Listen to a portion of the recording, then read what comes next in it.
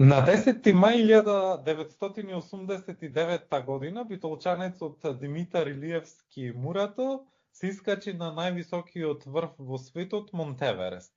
Деновиве од овој предизвик се врати и госпоѓа Лилица Китановска, главна и одговорна уредничка на редакцијата на Гласот на Америка на македонски јазик.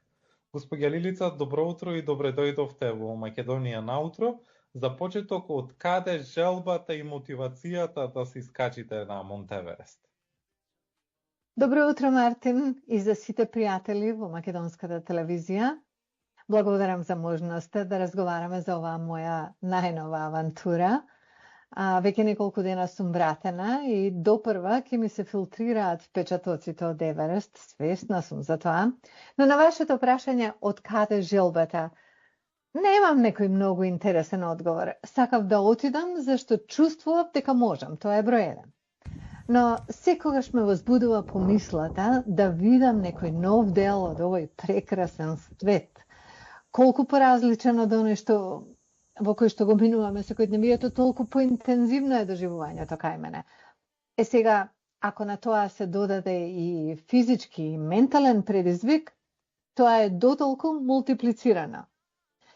Немојте погрешно да ме сватите, мојот живот е најмалку од се здодевен, но некогаш ви треба промена за одмор. Што пак ќе речам, не значи дека е релаксација. Зборуваме за исклучителен напор.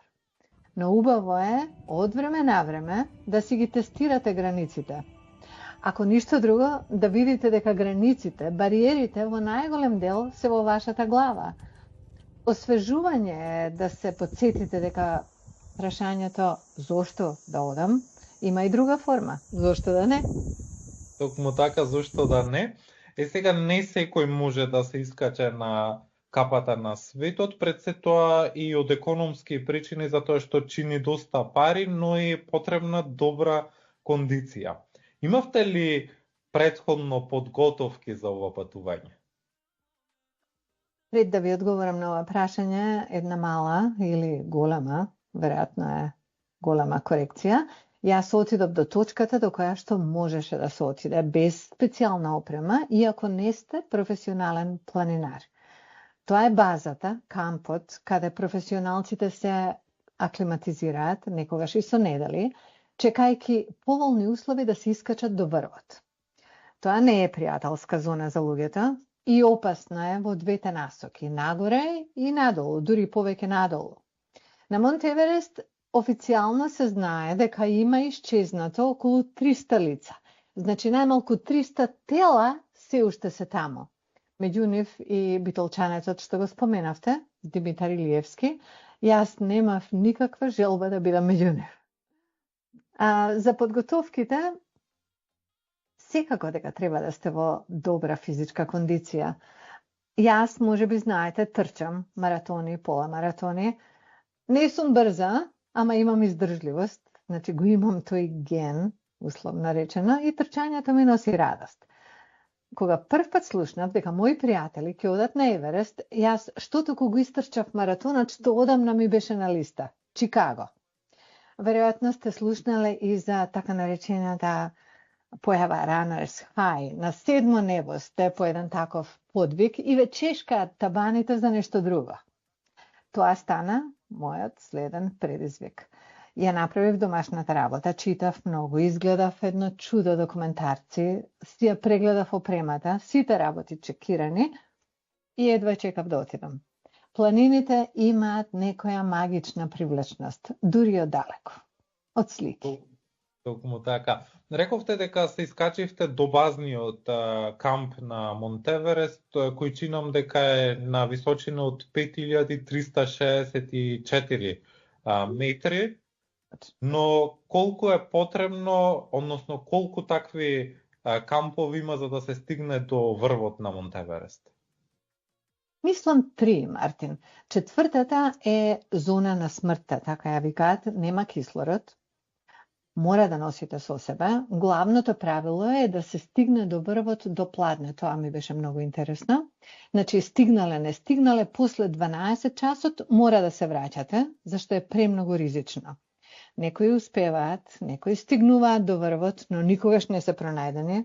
Мојата амбиција беше далеку помала.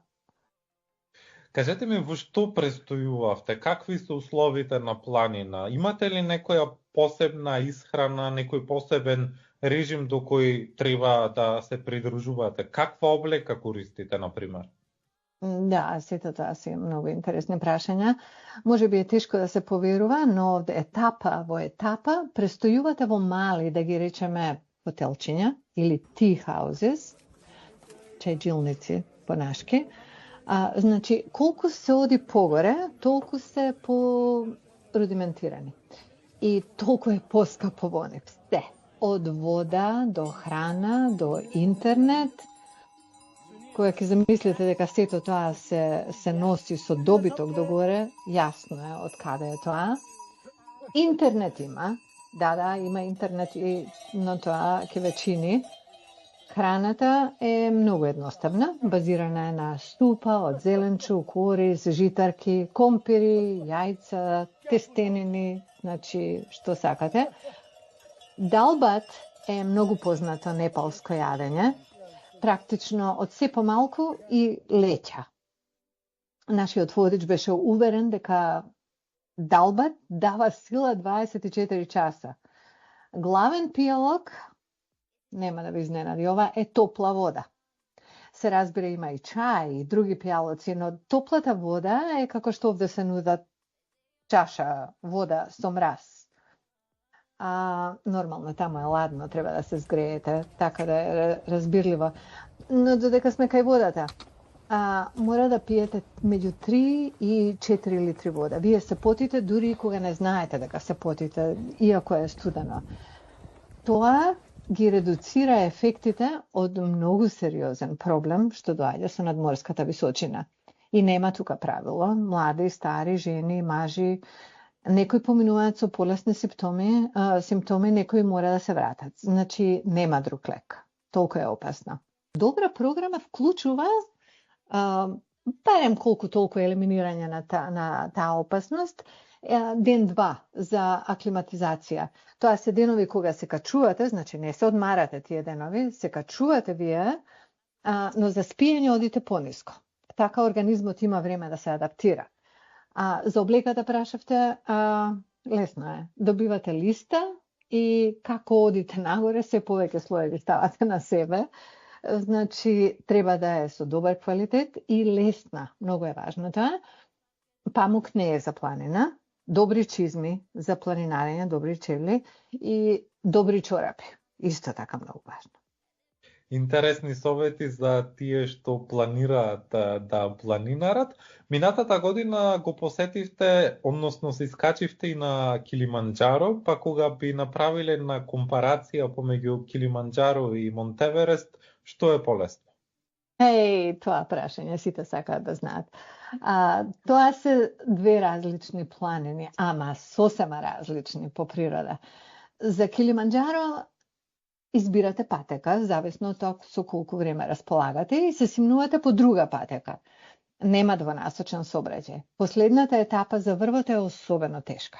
Тргнавме некаде околу 11 часот навечер, по темница, со лампи на главата, сонцето изгрева под вашите нозе и на врвот не се останува повеќе од неколку минути.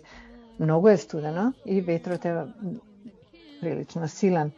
Вкупно тој ден, ако може да се нарече ден, беше 13 часа планинарење.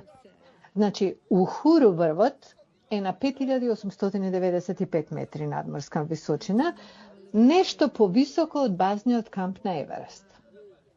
Тука може да ви излаже сликата. Последната етапа на Еверест беше полесна, условно кажано, но дневниот распоред беше далеку потежок. Пред се затоа што постојано одите нагоре и надолу. Буквално по скали од камења.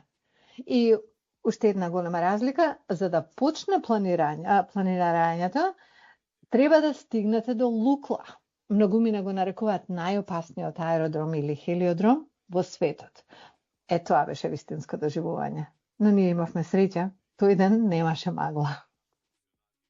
Госпоѓа Лилица, на крај на нашиот разговор, кои се вашите идни цели? Дали може би искачување на најголемиот врв во Македонија, голем кораб, или имате нешто друго на ум?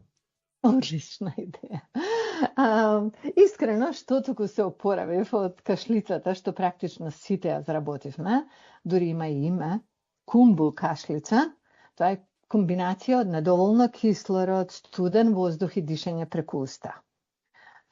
Името доаѓа од Кумбуглечарот во Непал, кој е некаде околу базниот камп. Тука е продолжината. Значи, немав многу време за нови планови, ама почнуваат тие мисли и каде сега, по Еверест. За голем кораб, зошто да не? Може би, мислам дека и должам на мојата држава да ги посетам незините планини. Токму така, не само планините, туку ве очекуваме и на атлетските трки што се одржуваат по градовите низ Македонија. Госпоѓа Лилица, ви благодарам за одвоеното време и гостувањето во Македонија наутро. Ви посакувам многу успех и реализација на вашите зацртани цели, а ние повторно ве очекуваме со нови приказни да ни гостувате во Македонија наутро. Ми беше задоволство.